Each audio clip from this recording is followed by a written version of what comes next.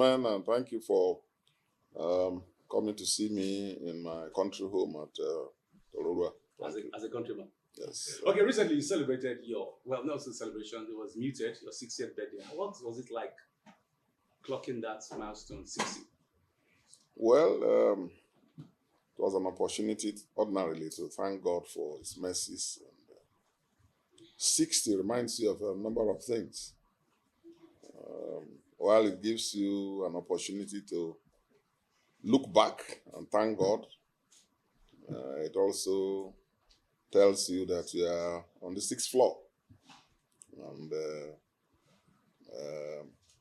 you are now progressing and becoming an elder. But this year, as you rightly said, because of the circumstances, even though ordinarily I don't celebrate birthdays lavishly, but, this year there was no marking at all. It was a private ceremony in the morning of my birthday with my family, and that's all. Okay, thank you very much.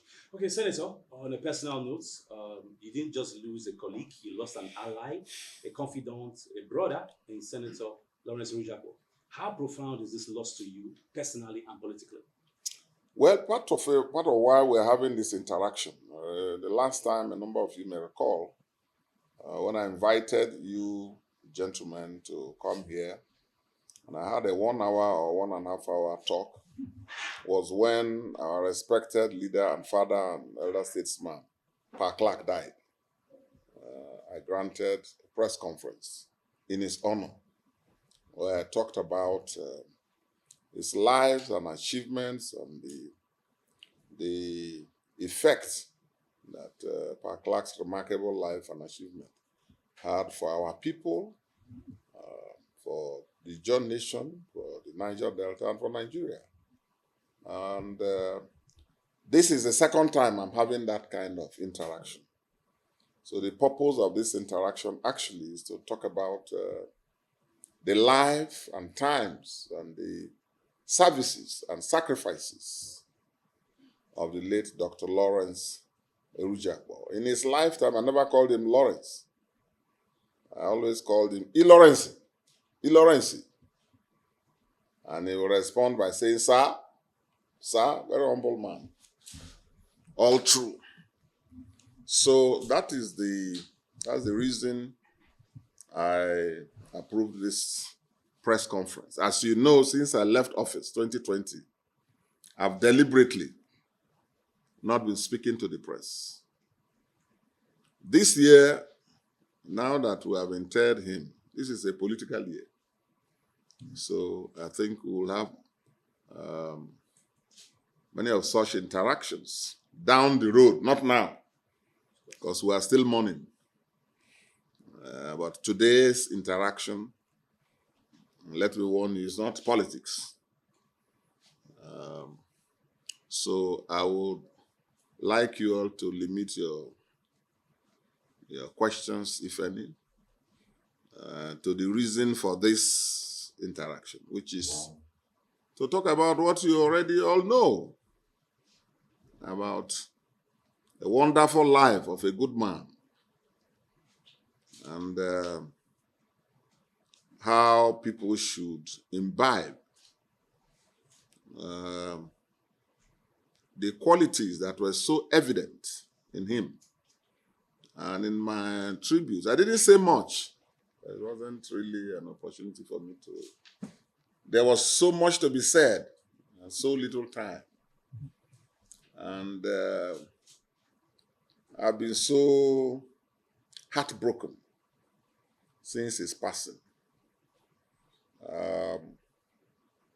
But I meant it when I referred to that statement by Caius Cassius in Shakespeare's Julius Caesar, when in talking about Brutus, he said that the elements were so finely mixed in him that even nature, who molds human beings, if you were to ask nature, according to Cassius, you were to ask nature about Brutus, even nature will say, here was a man because the elements were so finely mixed in him. And the same with Lawrence. The elements were so finely mixed in him. Humility, hard work, intellect, brilliance and experience, and loyalty, selflessness. Serving God, serving man, being humble. So a lot of things mixed in one man. And today we have lost him. The other thing is to use this opportunity to thank everybody. And let me apologize to you people and to our listeners, because the program was cleared for 12. We delayed because I went to Foni. I went to Foni to see the wife and the children. Yes, everybody came to help and join us to bury him. But, as it is in life, after the razzmatazz, when the cameras are off, they are left alone. So, and I'm family. I'm their father. So, I had to go and see the wife and the children. Yesterday, the family and the community leaders came here to see me, and to appreciate me and all that. But today I wanted to see them, which I've done. That's why we're late. But the point I'm making is that part of the reason for this interaction is also to thank everybody who came. The entire state came to join us to bury E. Lawrence. And I should say, Nigeria was here. President represented, serving governors, deputy governors, representing their bosses, former president with his dear wife, attending all events, traditional rulers, royal fathers from Bayelsa and outside, political leaders. His Excellency Peter Obi came here personally. There were others who couldn't come. They were making arrangements. They couldn't make it. They called me. And some wrote letters, which I will deliver to the family. The government of Bayelsa State, which is served dutifully since 2012, when I appointed him a commissioner. And even before, he was a member of the CCDA board, appointed by then Governor Goodluck Jonathan. Since then he has been serving. The governor and his wives and his officials, my lord, the chief judge, all judges, lawyers, civil servants, all Bayelsans came. People from all over Nigeria came to join us, join the government and the family and the people of Ofoni community to send him home. It was a glorious homecoming, even though, as somebody said, poignantly, that, Lawrence, why are you returning in the afternoon? You went on a mission and you were doing so well. Why return in the afternoon? But the point is, everybody came to join us to bury him. And I thought, in my role, I should thank everybody. That's the other reason I approved this interaction. So I want to thank everybody. The governor, the government, and the people of Bayelsa. All our friends, all Lawrence's friends and associates. The entirety of Bayelsa. And everybody, even some who couldn't come. Since Lawrence's, Lawrence, since his passing, I have not been the only one who has been in mourning. So many people, countless people, have been in mourning. So I want to thank all of you in Bayelsa. You did well. Yes. On a personal note, this hit you like a sledgehammer. At what moment did you realize that this sank in, that Lawrence is gone? Well, let me say that since the passing of my parents, my father died at 85, 6, tried his best, but was a very philosophical man, very broad-minded and deep man, who, for long before his passing, over 10 years, 15 years, more or less prepared me and his children for the inevitable home call. My father used to, each time I visited home, and I want to go back, he will remind me. You see, fathers and sons,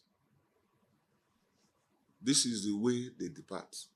As you are living, maybe the next call you will get is that he has gone home. So he will remind me, say, is there anything else you want to hear or know? Because as you are going, maybe the next time they will call you is when he has departed. Then I will say, no, don't say so. You say, say that is the order of nature. And also deep-minded, broad-minded, very philosophical, wise man, very intelligent man. Prepared to the point that he, even from what stipends I used to give him with other children, kept money aside for his burial. Have you seen that kind of? And taught me a lot of things, including prudence. Saved money for his own funeral.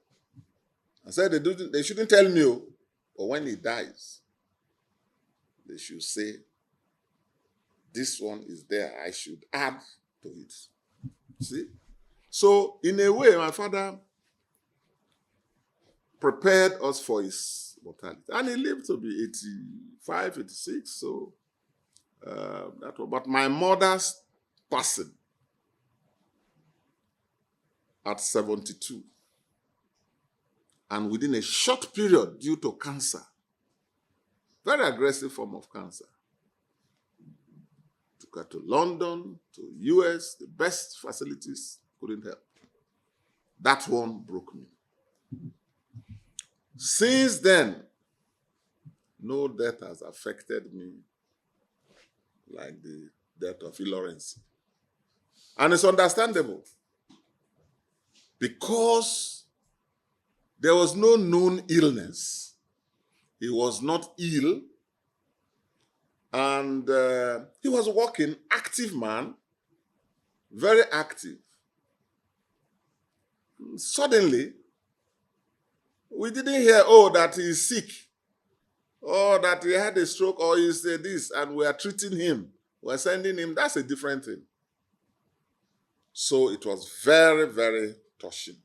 Initially, even when they confirmed to me, I was in denial. I was shattered and in denial, and kept hoping that it was a nightmare. And I'll wake up and say, no, it was a bad dream. It's not true. So it took me a long time, several days, before the eventuality, the reality of his passing dawned. And now, seeing him being lowered to the grave, and I was standing there by the graveside to see him being lowered, then it dawned on me finally that Ewhrudjakpo will no more answer my call on this plane. So it's been very tough, I must tell you. It has left a huge, huge vacuum. Yes. Okay, thank you very much. Well, if you're just joining us, you're live to a press conference taking place across all radio stations in Bayelsa, Golden FM, People's FM. I also have Royal FM, Reading FM, Glory FM, Radio Bayelsa, all live. You can also join us online by listening to Zeno Radio, clicking onto People FM, and you're live there, and also on social media platforms, especially Facebook. Well, Quentin of People's FM is also with me here. She'll be coming up with the third question. Your Excellency, sir, can you take us back to when you first crossed paths with the late Senator Lawrence Ewhrudjakpo? What exactly stood him out from the beginning? Well, Ewhrudjakpo was, I think our paths crossed in the 90s when I was a practicing lawyer. And in those days, as a young lawyer in Port Harcourt, I was jumping from one court to another. There were not many lawyers of my age and my grade who were doing the kind of things I was doing. I was boxing above my weight, arguing cases against top lawyers. And so that's what I was doing. I was a litigator. And in the course of doing that, a case was brought to me. Well, one of the people who had met me when they saw me in court. And in those days, after leaving court, a number of people would follow me and ask for my card and so on and so forth. So within a short period, I built a respectable clientele. So one of such people came and followed me to my chambers. Number 2A Agri Road. I have my own chambers. And later moved to number 9 Station Road. And from legal property practice, I wasn't a tenant. Bought houses in Port Harcourt, and I was living and practicing and hoping to be a senior advocate. So that was my focus at that time. So somebody brought a case to me about a union, dispute within a union. And it was the Community Health Practitioners Union, Community Health Workers of Nigeria, against the bigger union, their parent union, the Medical and Health Workers Union, which was a big union. They wanted to be autonomous. And you know, it was under military rule at that time. Unionism was somehow muted and in a way governed by decrees. And I was briefed. Then I took the matter. So they came with their executives for me to have a full interrogation.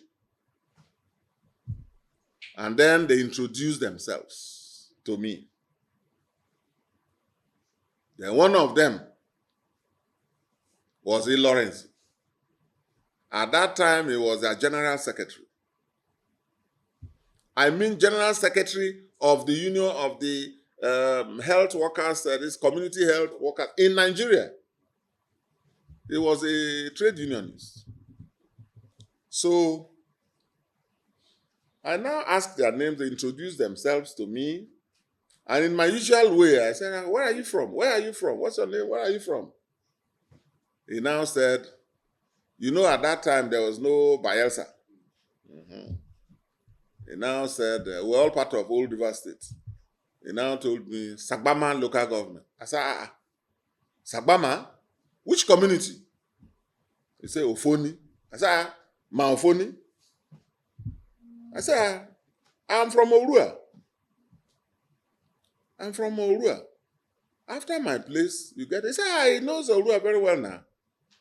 It's an Ofoni boy now.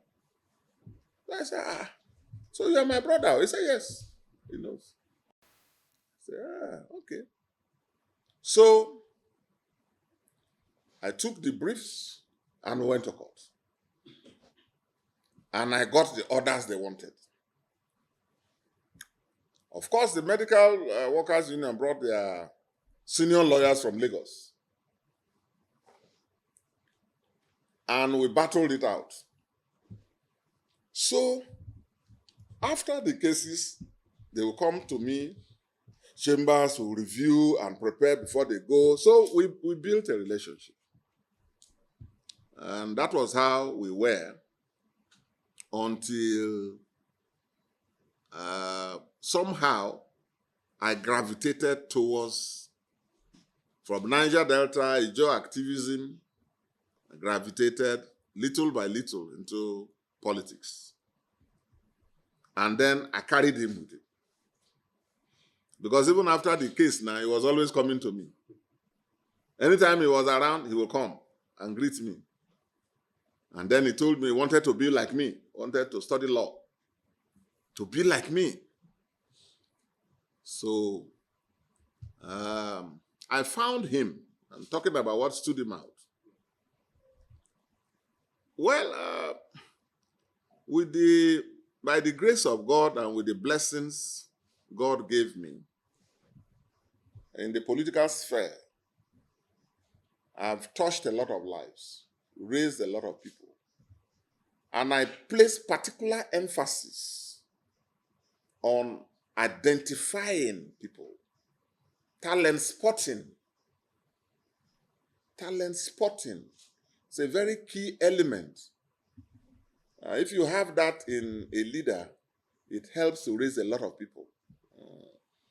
I've touched a lot of you know most of them. There are so many you don't even know in different ways, and I'm still doing it. See a brilliant young man, I say, no. You came to me for a walk? No. Take this money. Go and do a master's. You have done a master? No. Take this. Go and do a doctorate. It's not just giving somebody appointments. Lorenzi, from day one, proved to be very reliable, dependable, trustworthy. You can use all those adjectives and you won't be wrong. And hardworking. Even as general secretary of that union, he was the one keeping that union. He had a way of traveling here, traveling there. Midnight, he would be in Kwara. Where did you go to? I went to Sokoto. For their union. It was a life wire of their. And by the way, they are now autonomous because of what we did. So I found him very early. I saw that he was a hardworking gentleman. And for you to work closely with me, you must be very hardworking. You must be intelligent, hardworking. You don't need to be perfect. Nobody is perfect. But you must be prepared to work hard, know what you are doing, make your mistakes, learn from those mistakes, and above all, be honorable. Because that bit, when I see it in people, I like it and I encourage it. So a number of people kept saying, everything you want to do, Lawrence. Everything you want to do, Lawrence. Everything. Or just like even they used to say, anything you want to do in Kolokma, you say, Doye Diri, Doye. Because once I see and I like people, once I like you, I don't hold back. I'm like a mother hen. I just protect you. Okay? I protect you. As a compliment. Oh yes, I protect you. I take the blows. I don't allow you to take any blows. But Lawrence respected that. Lawrence reciprocated that. Lawrence himself washed my back. And you could trust Lawrence for that. He doesn't know how to subvert and betray. Do you understand? And particularly in this field of politics or governor, it's very important that you have someone who you know watches your back, who you know does not backstab you, who you know will not betray you, who you know will not trade you off for himself or for anything. So Lawrence was I saw those elements. And another thing I liked, apart from his perseverance, hard work, his love for knowledge. Lawrence has so many degrees. Most of you don't know. Degree from the best institutions. After reading after graduating from that, his health certificate, went to study and earned a BSc in secretarial administration. So he was an administrator, trained one. Thereafter, went to study law. Thereafter, went for an MBA from the best institutions in the world, Said Business School, Oxford. Thereafter, went for another one in France. Then went for LLM. Went for a PhD. Went for another MSc. Lawrence was always school, education. And for me, once I see that in you, even that alone, you have taken me over. Because I like knowledge. I like knowledge, and Lawrence had that. But apart from his quest for knowledge, his quest for excellence, his humility. It's not everybody who can be a deputy governor. No, it's not. A deputy governor type of person, politician, or vice president. No. There are people whose personalities doesn't fit well into that. Not that they are not good, though. Humility. No one day did Lawrence come to me to undermine his boss, Governor Dili, to me one day, no. From the day I called both of them and said, two of you are senators, you are the governor, you are the deputy, go and support him. And anything about Bayelsa politics, I will not talk to you, I will talk to Dili. Two of them, I told them. I wasn't called to settle any problem. No. Whatever was it, whatever shenanigans, because there will always be those. Sometimes not even directly from the governor. You see people around him, all kinds of things. You see people around the president, all kinds of things. So for a vice president, you must also be temperate, humble, and have ability to endure and manage and respect your boss. This state has had the good fortune of having very good deputy governors. And I say this on a very serious note. Dr. Jonathan was a very hardworking, decent deputy governor. Treating his files, coordinating government, supporting his boss, irrespective of shenanigans.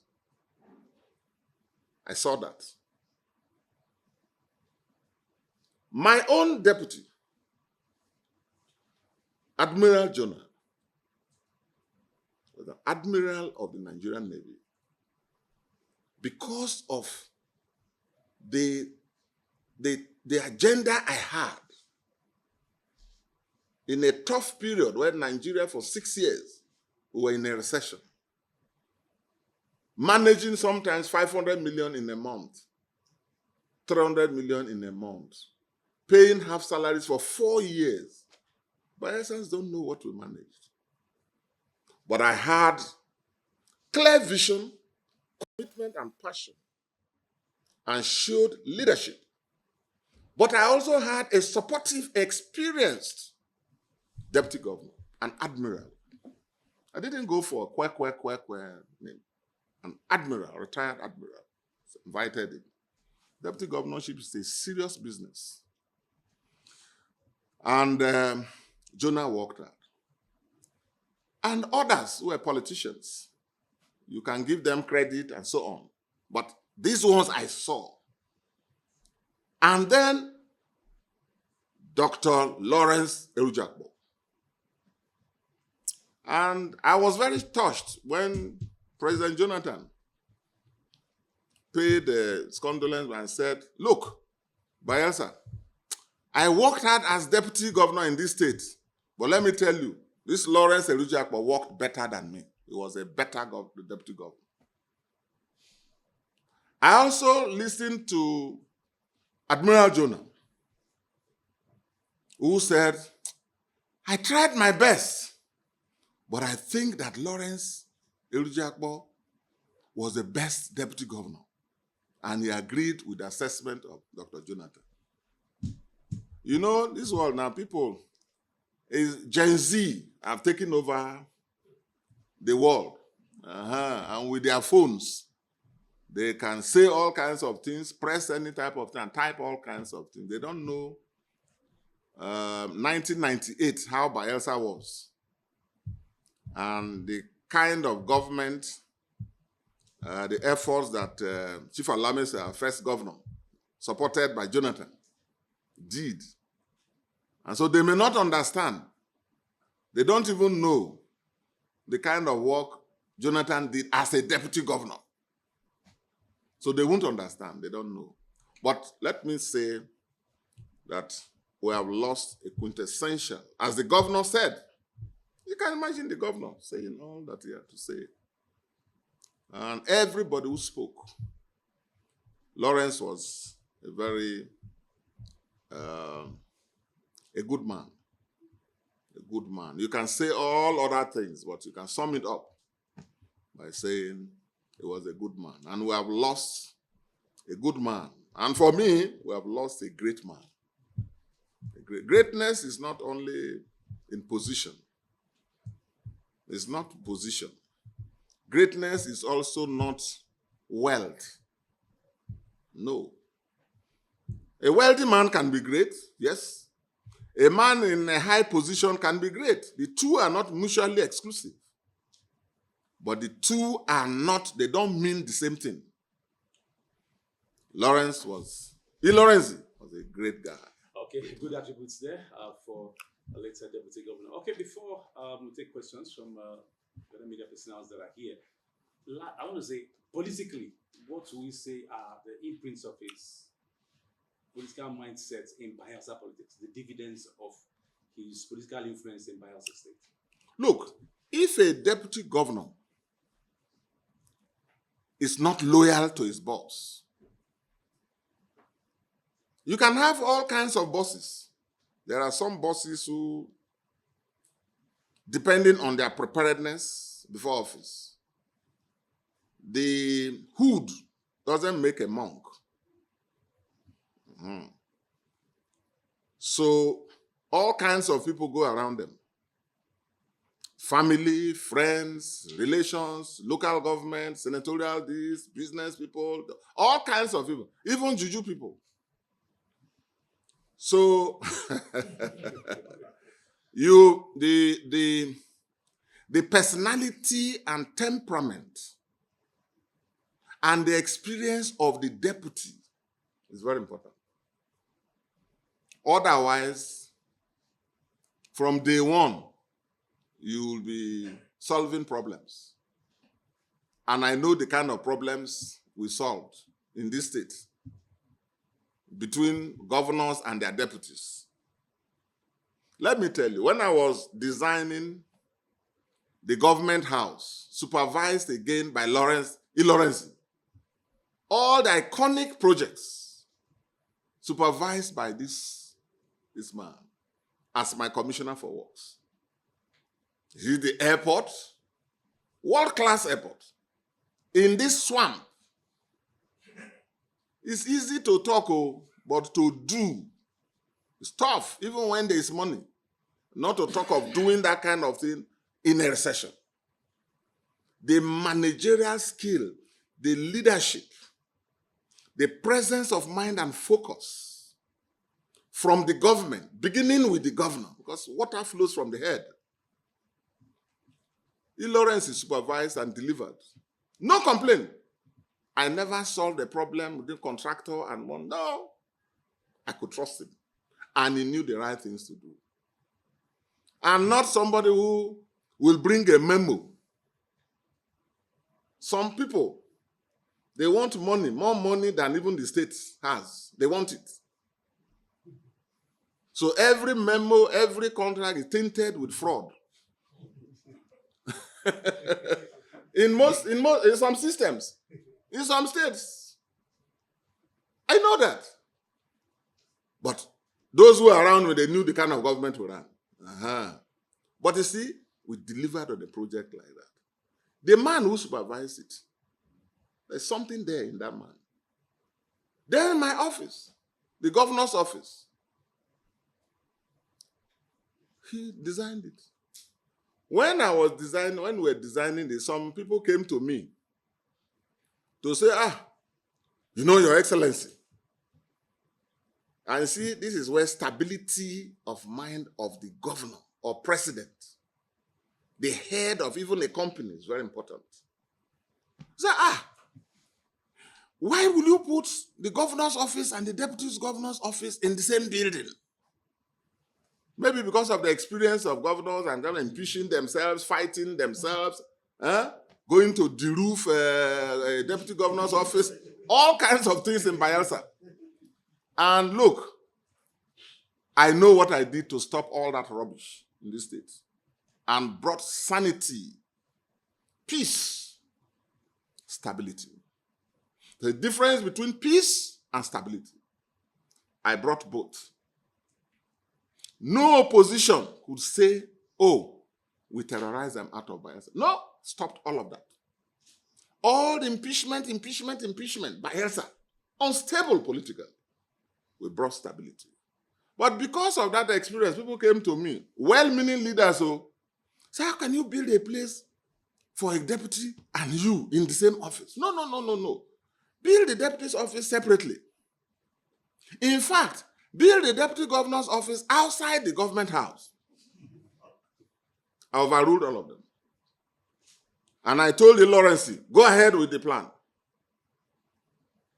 And so you see the same facilities for the governor, the same facility for the deputy in the same place. And I said, look, in this state, with what I'm doing, and I pray that God will bless it, a governor and a deputy must learn to work together in this building for our people.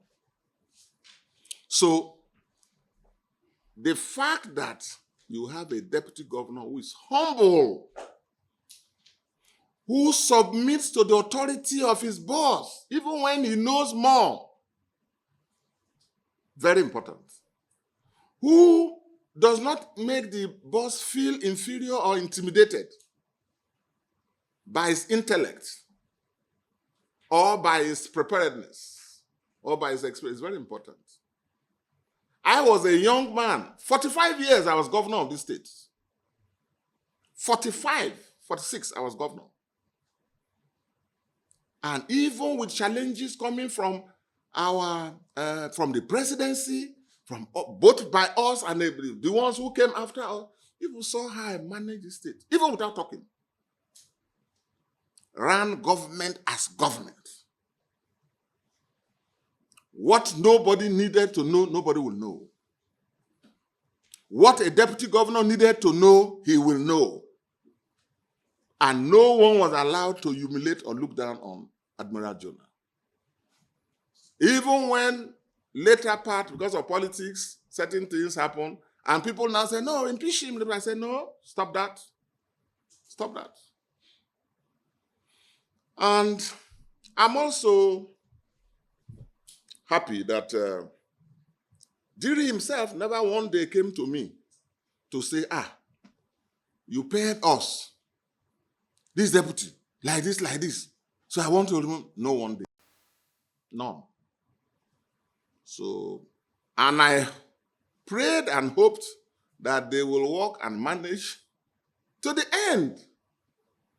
But unfortunately, this has happened. So, yes. Thank you very much for that analysis, in depth, absolutely. Okay, well, I also have with me to ask the next question, Dapa Fakanie, Daya of AIT. She will be asking her question. I think the mic can pick. You can just go ahead. You can pick it. So. Yes, sir. Yeah. Papa reflected on his services and his sacrifices to the state. What are some of the values that you would recommend that this generation pick up? Well, thank you. Lawrence had so many values. As I said, the elements were so finely mixed in him.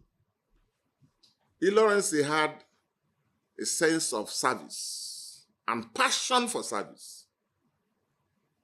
And that's the difference between one leader and another.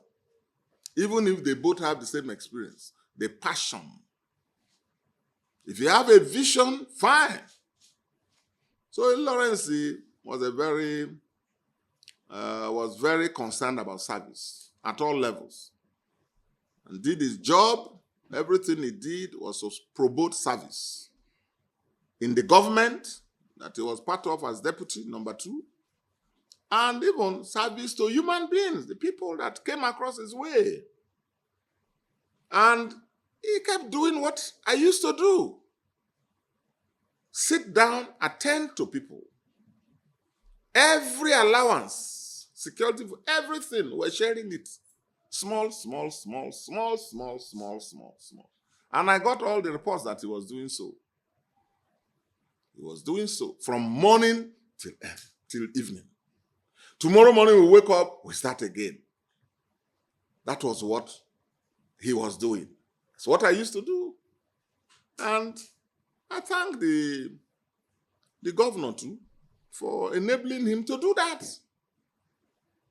And he did that. So if you talk of values, commitment to service, humility. Humility is not deceptive quietness. No, don't mix the two. Huh? There are some people who, you see, they are quiet, they are deceptive. Why you 419? And you think that this is humble. No.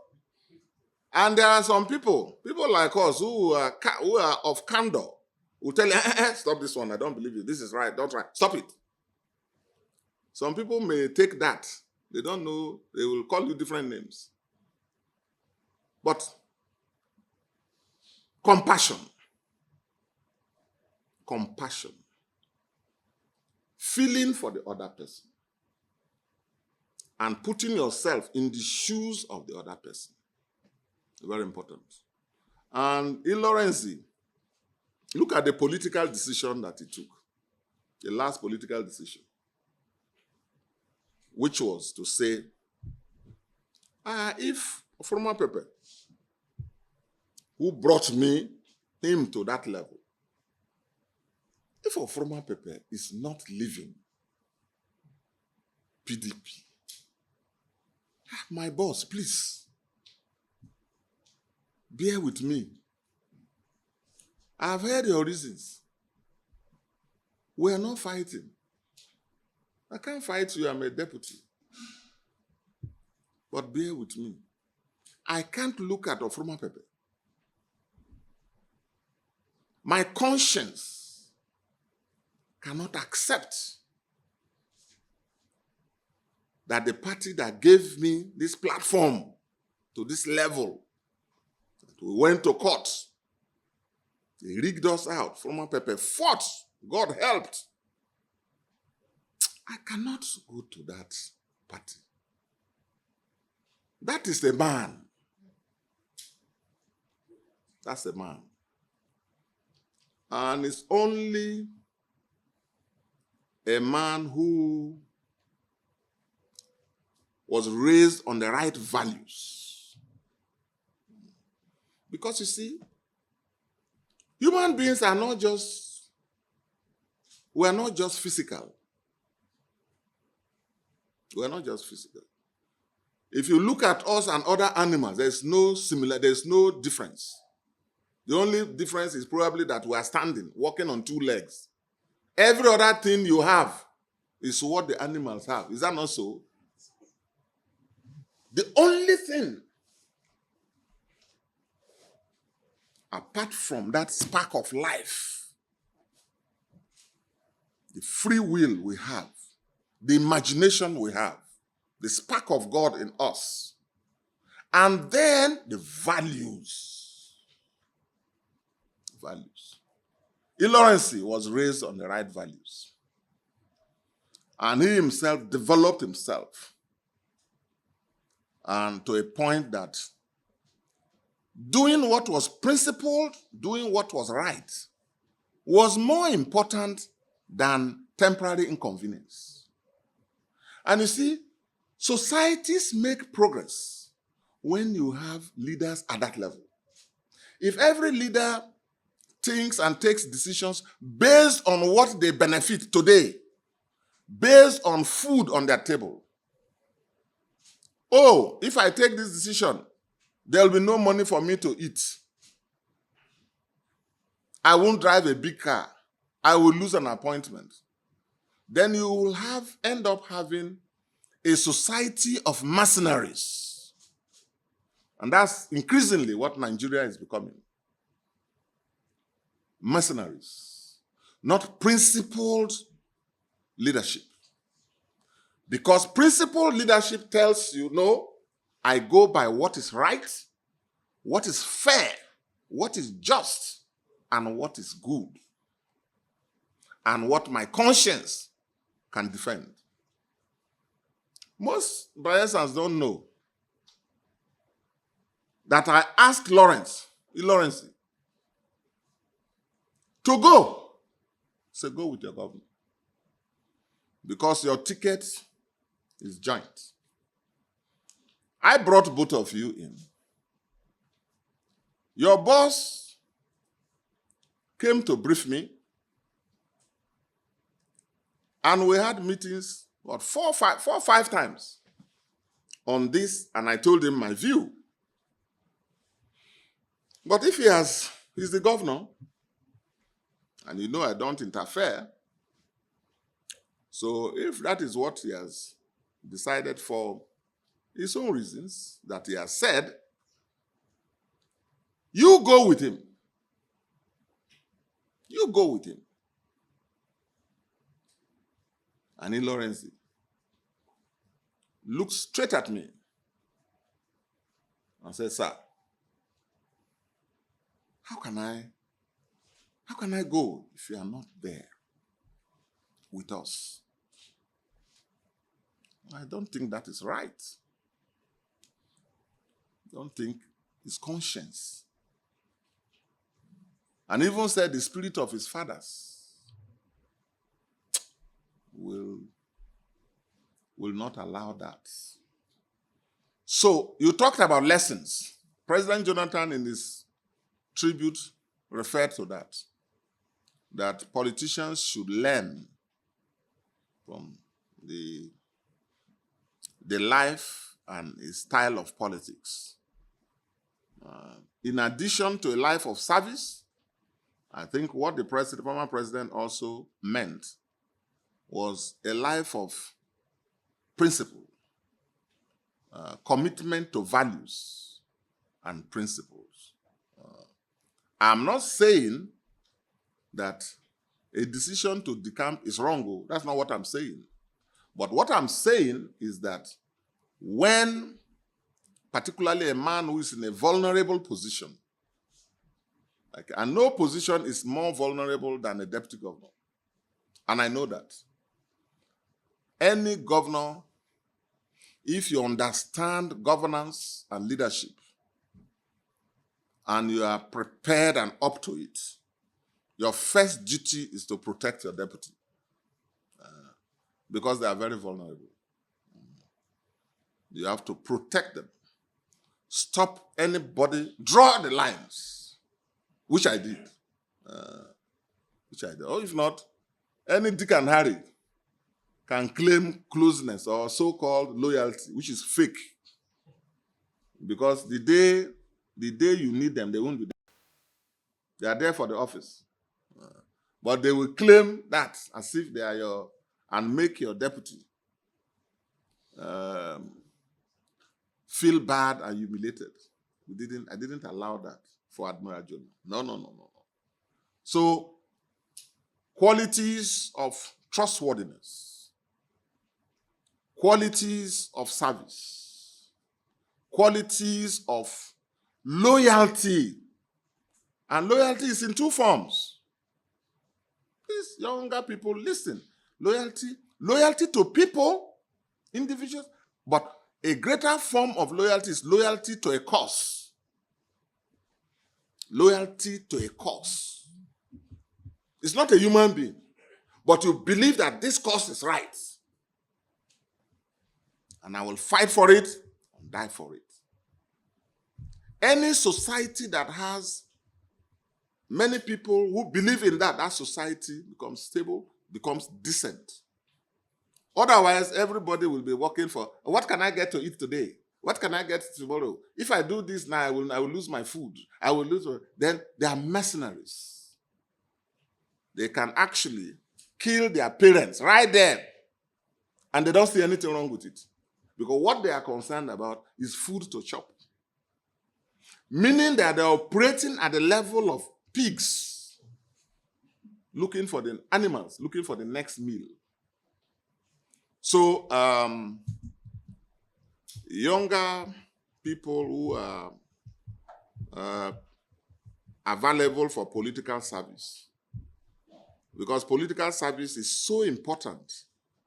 Leadership is so important to the progress of any society that it's important that people learn to live for worthy causes and do what is right, as opposed to only what will profit them.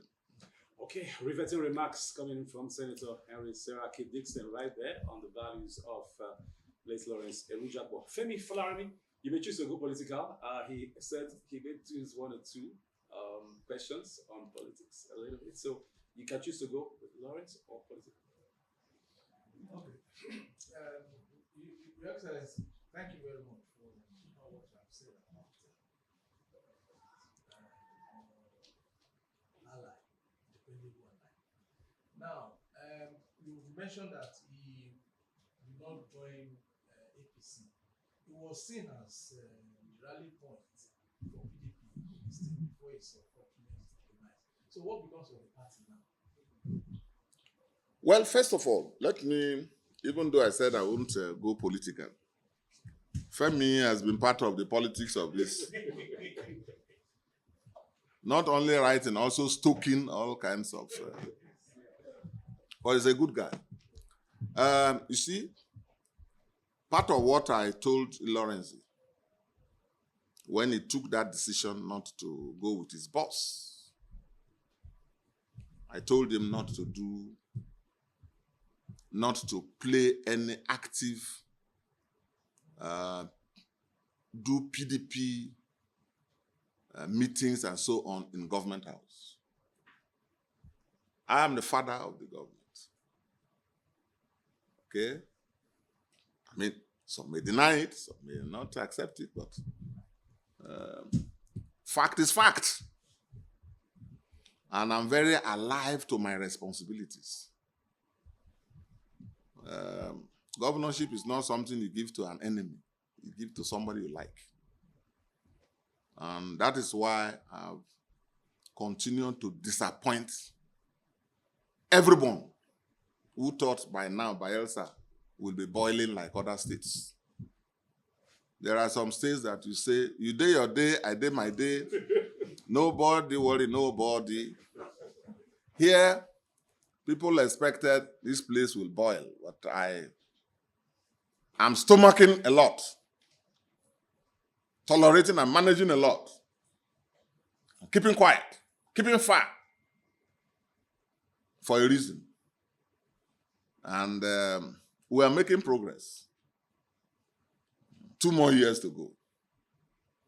So I told Lawrence not to do party activities in government house. Say, don't do that.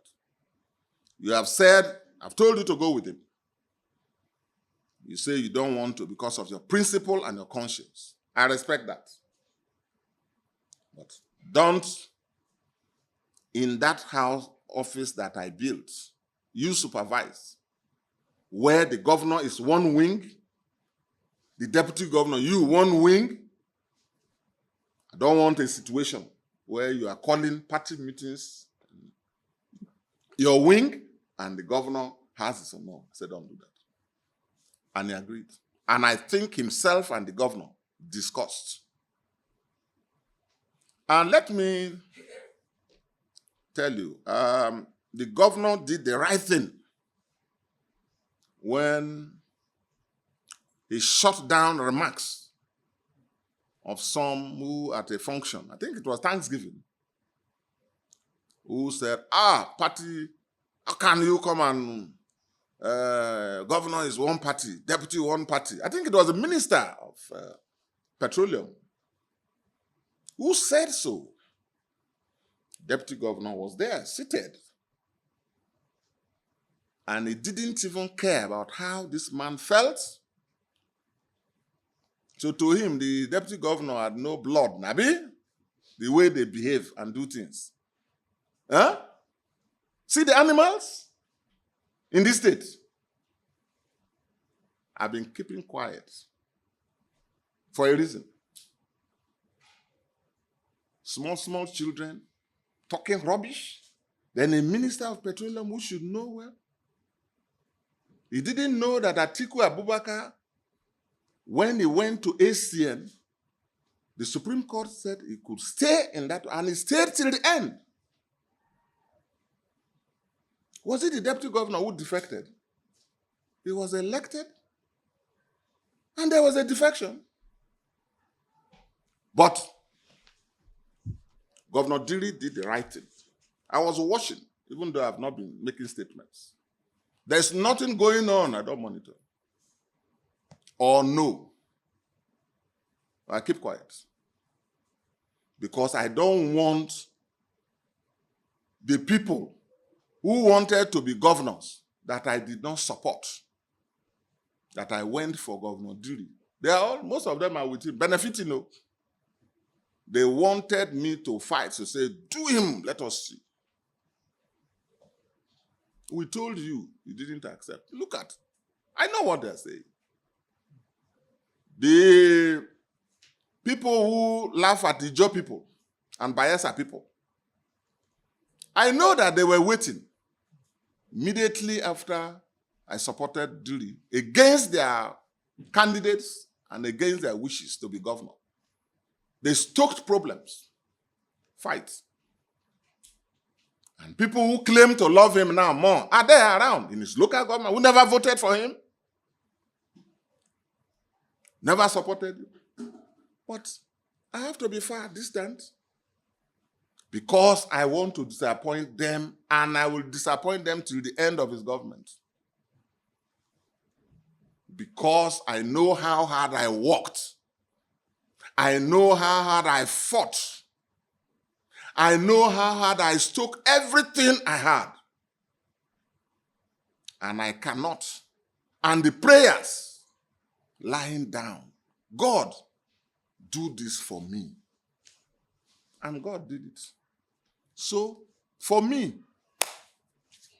anybody can do anything to me. You can turn me to be enemy. You can turn me to be a caricature. You can turn me to be anything. But me, myself, I remain where I am. So, I never allowed him to play that rallying point you asked about.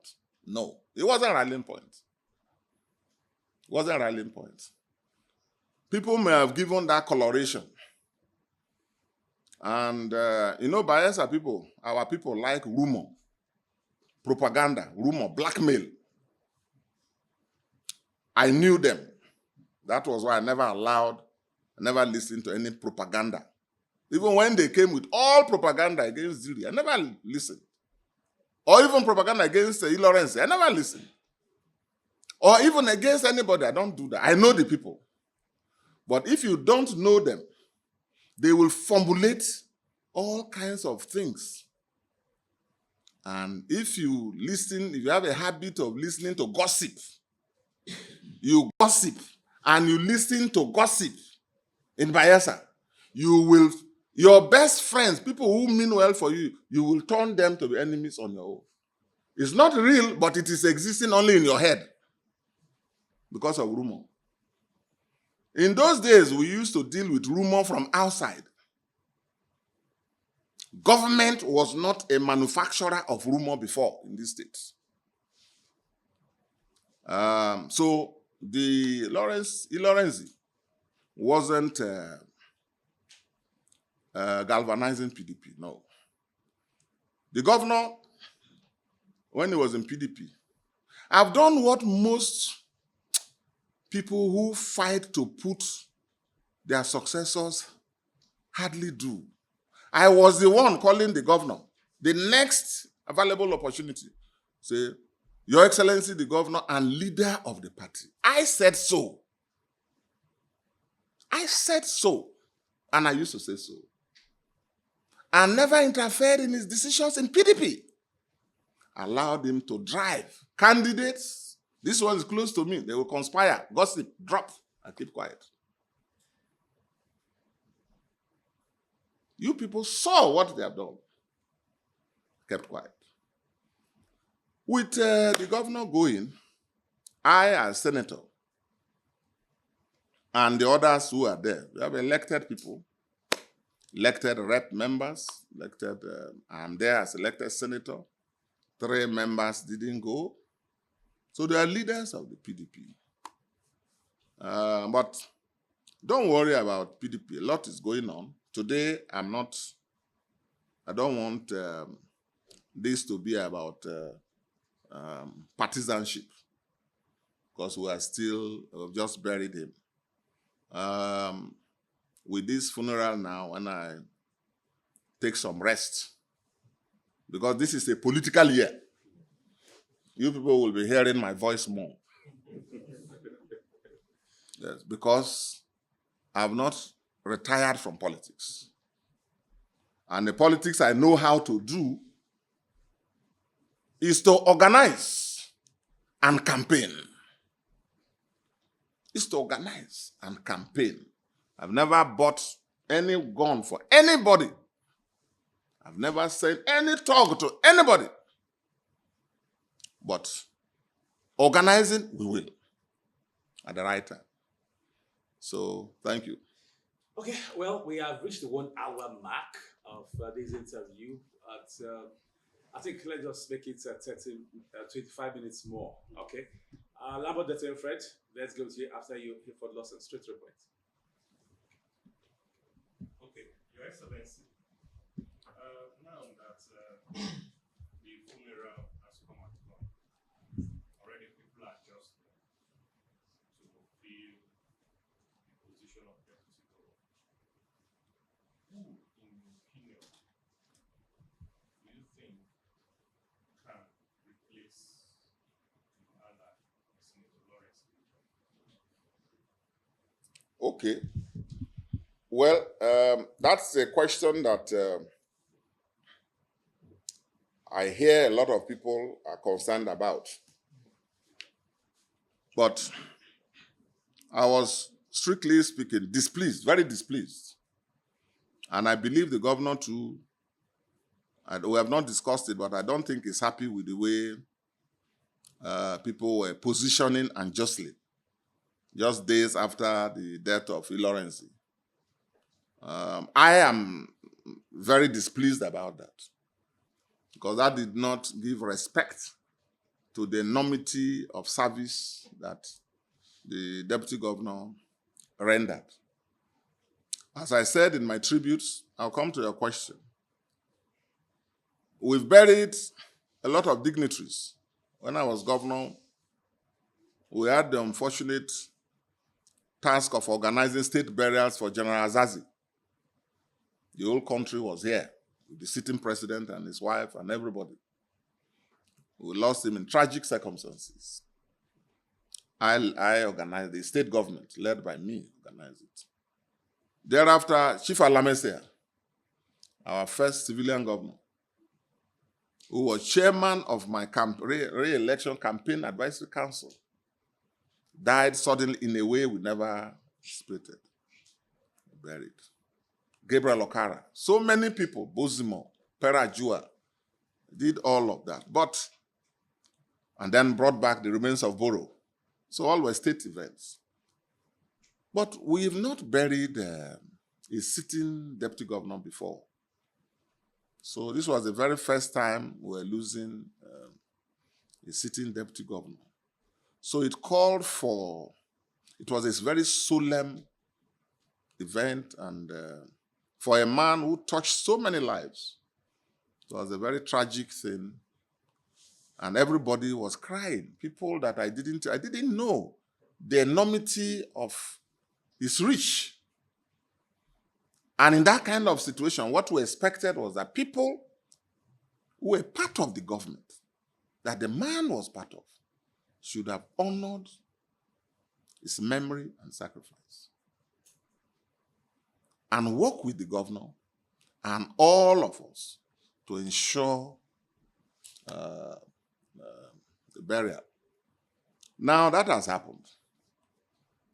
So for people who were jostling that you said, they were jumping the gun too early, and it's irresponsible behavior. Death is a debt that every human being must pay. The only thing is you don't know, God has not allowed us to know when and how. So when you hear that somebody has died, in Ijo land, we don't even have enemies. When there's death. No, we don't have. So they were very, very dishonorable and irresponsible. Any human being who thinks you will climb with the death of somebody, you are a fool. You are not only wicked and irresponsible, but you are also actually a foolish person. Because you don't know whether by the next day you will be alive. Death should humble all of us, all mortals. Because that is one instrument God has kept to himself that reminds us of our mortality and the supremacy of God. So that was a very bad thing. Now you are talking of who will be next governor. I think the state is mourning. The governor has just buried his deputy. As you all know, the way I have managed to keep this your state stable, showing tolerance and maturity. You people may not see it, but the whole country sees it, and they call me. You see what is going on in Kano? Huh? And even that's too far. What is going on in Ewhrudjakpo State, River State? It's been going on for some time. We don't want that in Bayelsa. So before I left, no interference. I took that decision. No interference. Anything you hear is 419 gossip. And people trying to spread wrong stories to build sympathy or build animosity for me. I've never intervened, even appointment. None. Contract, none. Never intervened. The governor and I, we talk when we need to talk. And what you owe a governor when you assist somebody, but somebody must assist somebody, is to give space and the person to know that there is somebody behind you. So if there is something I need to know, the governor knows that I'm available to advise, to guide, give my opinion. And whatever is discussed with him remains between two of us. On my part. Because one of the laws of leadership is being discreet on what you discuss with another leader. We keep that. I keep that a lot. So, but let me say that I brought the two of them together. Yes, at that time, I took the decision about Ewhrudjakpo, just as I was the one who took the decision about Diri. They are both my people. We didn't share something for somebody to take head while I take tail. No. Anybody looking at it is bad belly, lack of sense, wickedness, and ingratitude. This is my person. This one too is my person. In this state, no one ought to be my person more than Diri. And I believe it's my person too. And I'm his person. But as a governor, you give space. That's what I've done. Never interfere to overrule or inflate. No, unless it comes to me. So, after this period of grieving, when the governor is ready, the governor has the constitutional prerogative to make his nomination.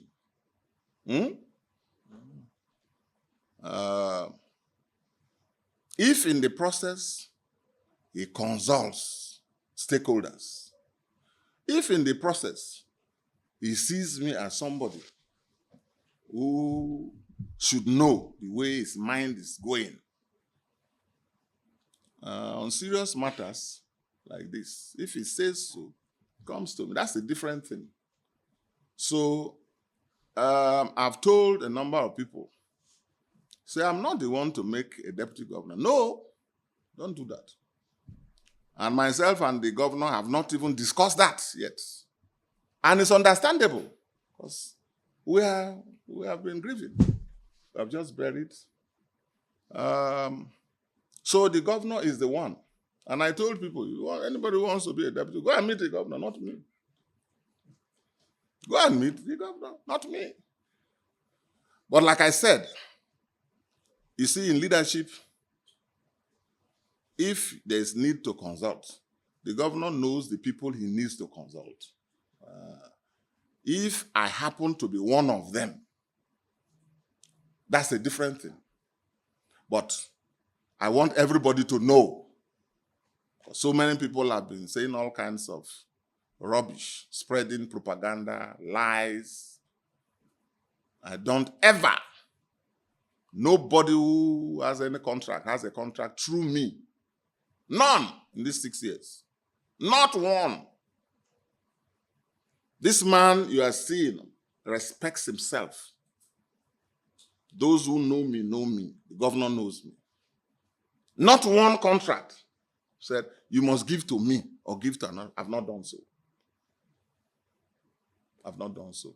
Not one appointment I said, you must appoint this one, this. I've not done so. Even in this, my village, there are people being appointed. They know who is appointing them, not me. But I don't speak. I don't talk because I don't want people to laugh at me. I don't want people to laugh at Bayelsa. I don't want people to laugh at the job people. Say they have started again. So please allow me to maintain this posture for the remaining 2 years. So for those who think I will talk to Governor Dili about that, please go and talk to Dili yourself. For those who feel, who are concerned or afraid that I may get involved in this, please be rest assured. The governor, I don't operate that way. And the governor knows. So it is for him and stakeholders, his own stakeholders, others, stakeholders that he feels he needs to rub minds with. If in the process he feels that I am also someone who needs to. That's a different thing. Okay? But in the final analysis, he is the one. He has the prerogative. And there's no contest about it. There should be no argument. You know what sometimes people do? And particularly because I don't speak, I don't talk. They will, out of mischief, out of treachery, out of a desire to incite people against me, for 6 years, they say, I wanted to give you this thing. There's a former pepper who said it's a lie. It's 419. Okay? I wanted to put your name for this. I wanted to, if I put your name, that's why it's 419 talk. It's in ungratefulness of the highest order, wickedness of the highest order, in an attempt to whittle, to attack my public image and my credit. That's what they're doing. I have never, not even one, say, you must appoint this person. I've not done so. Let me tell you, 2 commissioners from Bayelsa, from Sabama, when I was called, I said, call your deputy governor. And that's what the government gave me the name. Not me.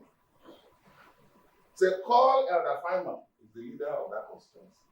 The government did so. And that's all. I've not given one name. So I need Bayelsans to know. Like I said, I've been quiet and irresponsible, mischievous, ungrateful people have been building a lot of rumors, industry, while I'm doing my best. Because what I've done in Bayelsa actually should be a model that people should be propagating about non-interference. And the governor, when he needs to call, he calls me. We speak. If he's in Abuja, if he's free, he calls me. He sees me. Whatever he needs me to do, he will ask me to discuss and move on. But no interference, no pressure at all. As a matter of fact, it's the freest government in Nigeria. Even people who fight with their money, their network, their contact, everything, they still consult stakeholders. They still consult stakeholders, Bayelsa people. So what? These Bayelsa people are my people. They want to see fight. I know them. They want to see fight. So and I've disappointed them till this point. Even the government has not gone as far as what some of them have been pushing. I know. They want to see fight scatter. And they never supported him. They were nowhere. They were in APC, some of them. Even relations were doing APC. Okay, Senator, thank you very much. Well, we don't have 4 minutes left. It's been about 1 hour, 30 minutes interview. Ibibo, how else of the tide? Just a question, and Senator will wrap it up. Good afternoon, Just Lessons. Yeah. My question is, you recently when you visited the family, you reported saying you have a lot to do to utilize the late deputy governor. Your Excellency, what are those things that you want to do to utilize the Bosom friend? Well, I think Lawrence, his life and times has to be immortalized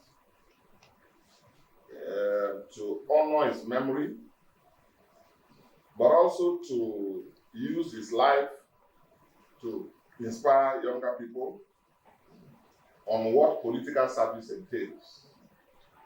Like I said, this state has produced some very distinguished statesmen, even deputy governors, beginning with our first deputy governor, President Jonathan, then Admiral Juma. There were others, politicians and so on, and Lawrence administrators. So there's a lot to talk about in the life of Lawrence that needs to be immortalized and remembered for good. Me, I'm a former governor. What do? My university, Hensard University, the board, the governing council, will meet, see how, and lectures and other things. I believe that the government of Bayelsa State will also be thinking of what to do. And I can't decide for them. At their own time, I believe that all of us who are in a position to do something. I think the governor gave that indication in one of his remarks. So we'll see what happens. And all of us need to be supportive of any move that comes to immortalize his life and times. As a constant reminder that honor pays, and that service is important, that values are important, that humility in office is important. So I think all of us, in our various ways, think of doing something. Okay, thank you very much. Well, that's been the live press interview that you will listen to. As we'll get to that close, as Senator Dickson has chronicled the life and times of Senator Lawrence Ewhrudjakpo. He told us about how they crossed paths, being thankful to Belgians for the attendance of the funeral, so many things. And for the media who have been present live here, we want to appreciate you. Some of you will do your questions, but like Kokma Pepe has assured us, more is in stock in the future. We are going to have that as I will talk. And when he says I'll talk, it means business. So I want to thank you, everyone. Thank you very much. And all of us listening on radio, People's FM. The last word to say something. Last word. Okay. Okay, that's the word. Yes, my last word, just to thank all of you again. As I said, even though Femi and his friends conspired to bring in political issues which they have tried to address, but the essence of this interview is to thank everybody, all Bayelsans, all Nigerians, the governor and the government of these states, the people of Ofoni condole again with you, the Ewhrudjakpo family condole again with you. A huge vacuum has been created. We pray that God should, His infinite wisdom, first of all, grant the soul of this good man eternal rest, give his family and the family and all of us and the government the fortitude to bear this loss. When we are talking about this, please get it right. It is not the office that is painful. No. The office is not, it's the human being I'm mourning. I'm mourning my man. That's what pains me.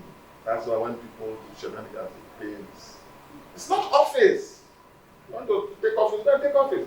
Office that will last for 2 more years now.